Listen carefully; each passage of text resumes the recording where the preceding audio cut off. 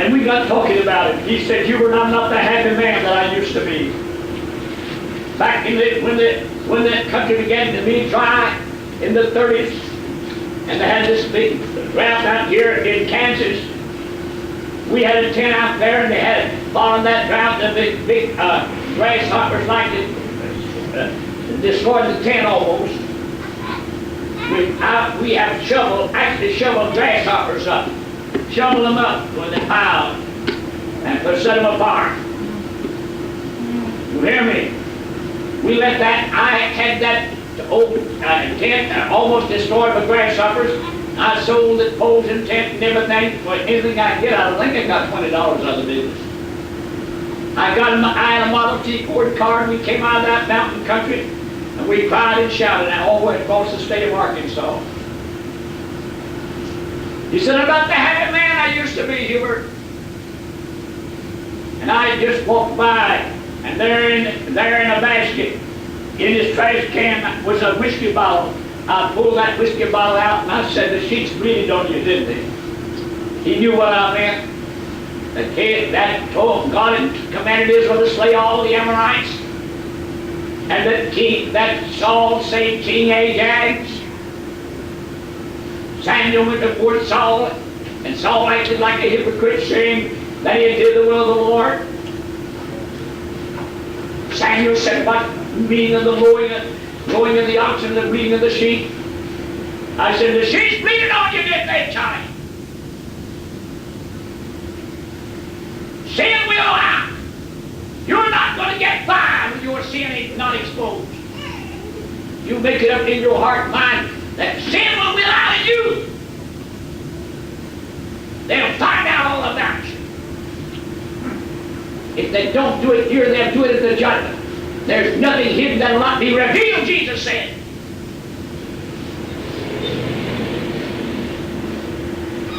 This man, my brother, had the golden wedge. Israel got defeated. His sin was revealed.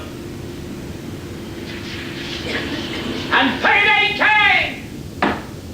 Payday came. Let me tell you, if you're living in the life of sin, you're on icy ground, and the weight of your own sin will sink you in eternal life lost forever. But you say, I belong to the church, I've been baptized, I keep all the sacraments. You can keep every sacrament of every church body on planet Earth. If you haven't quit sinning, you die disobedient to God, you'll be under His wrath 50 million years from now. You say, I don't believe in holiness. Hell, stop believing in people that don't. They didn't believe in holiness either. They believed they could be religious but still not holy. He had, hear me right now, his sin found him out. His sin found him out. And your sin will find you out. And just exactly what God promised a man that disobeyed His divine will, He paid him up that same kind of price. There's a payday power in your life. I want to catch up with you too. You're not getting by with sin. You're not getting by with wrongdoing. You can't do wrong and get by. He, my brother, played the game of sin, and he lost. I see that lovely daughters of his and lovely sons that he loves so much, standing there with a guilty conscience. He's confessed his sin. He's confessed his sin, but the price has to be paid. And you hear me right now. The price you're going to pay for doing wrong.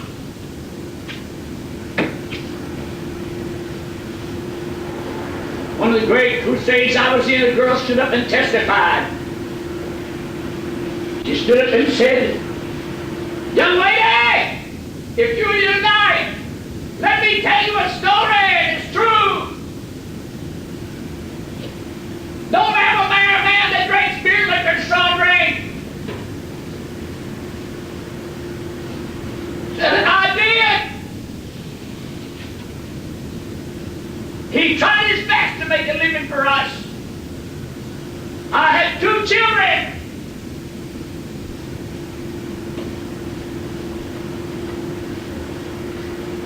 My husband came home one drunken night with a strong rain, cussing me. I grabbed the child and rushed out. I heard the scream of the other child. It was too late. He had killed it.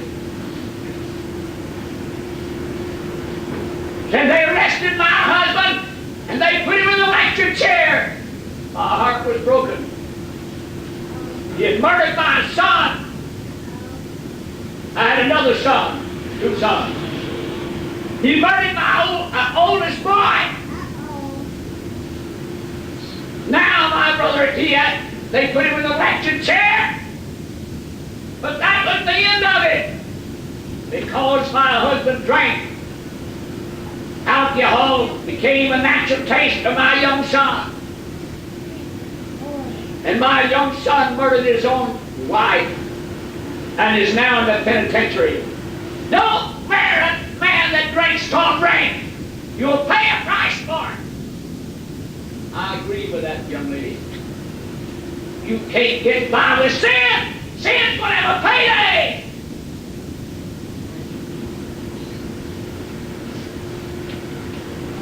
Blessed be the name of the Lord.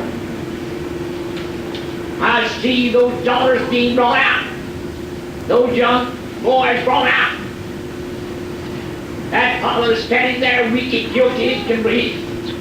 Guilt all over his countenance. Tears going down his cheek. And they're put in a cloud of his robe.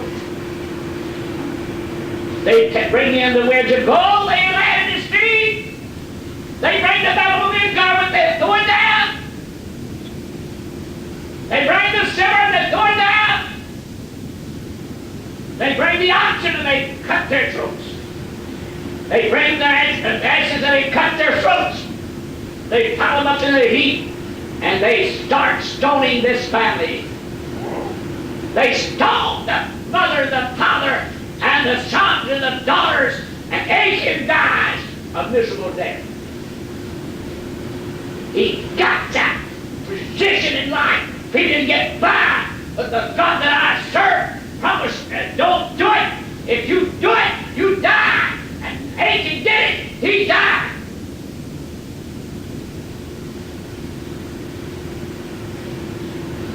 You just don't play with sin.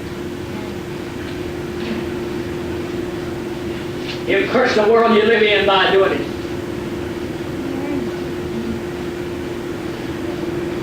All throughout eternity, the grass facts about sin. Not only you pay in this life, but there's a life to come that you're going to give account to God. Each must stand before the judgment seat of Christ and give account.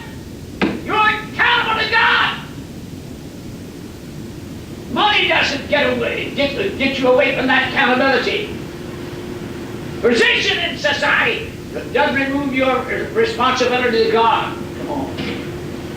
What the world thinks about you will not alter or change that. Your heart life has to be true before Him, or He will hold you accountable. And the condition of your heart at the time you leave this life is going to be the condition of your heart a million years from now.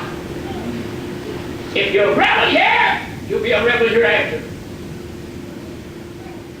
God will keep that rebellion forever.